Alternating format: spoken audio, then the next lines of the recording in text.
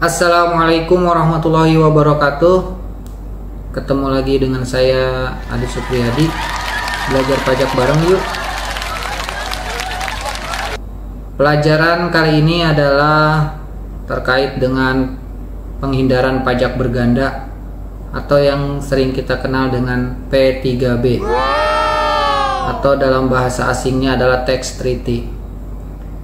Dikutip dari laman pajak.go.id, pasal 32A Undang-Undang Nomor 7 Tahun 1983 yang diperbaharui dengan Undang-Undang Nomor 7 Tahun 2021 terkait dengan harmonisasi peraturan perpajakan, bahwasannya P3B ini merupakan sebuah perjanjian internasional di bidang perpajakan antar kedua negara yang mengatur pembagian hak pemajakan atas penghasilan yang diterima atau diperoleh penduduk salah satu negara atau penduduk kedua negara.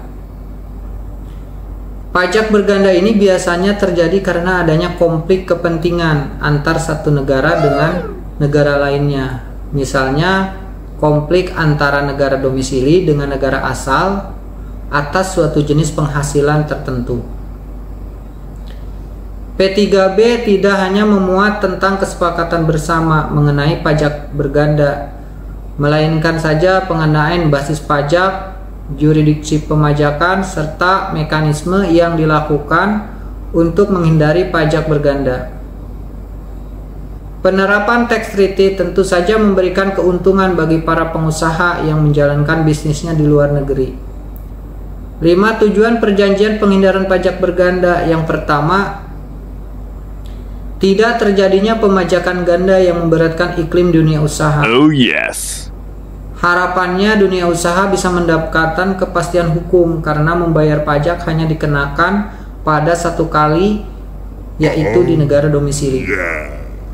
Kemudian yang kedua, peningkatan investasi modal di luar negeri. Dari luar negeri. Penghindaran pajak berganda diharapkan dapat menarik negara luar untuk menanamkan modalnya di Indonesia. Kemudian yang ketiga, peningkatan sumber daya manusia. Pembebasan pajak atas mahasiswa dan pelatihan karyawan di negara tempat menempuh pendidikan maupun pelatihan akan meningkatkan kemampuan mereka menjadi masyarakat yang kompeten. Kemudian yang keempat, pertukaran informasi guna mencegah penghindaran pajak.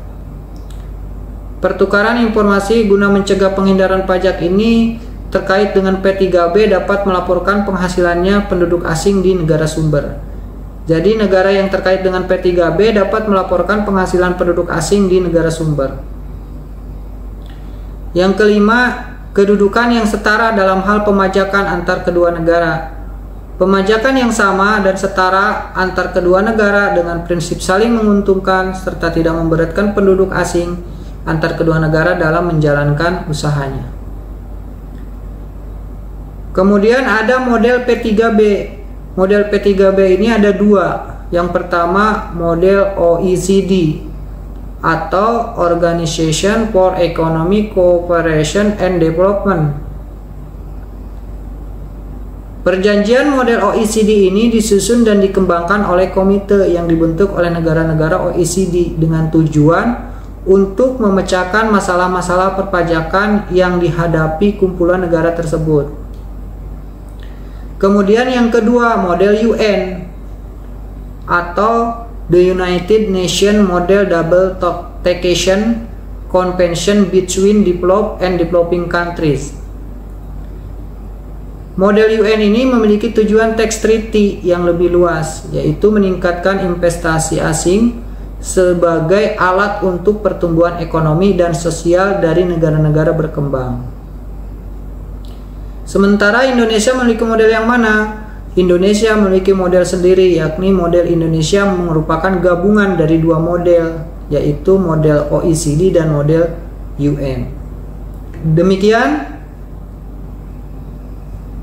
pelajaran singkat terkait dengan P3B. Terima kasih.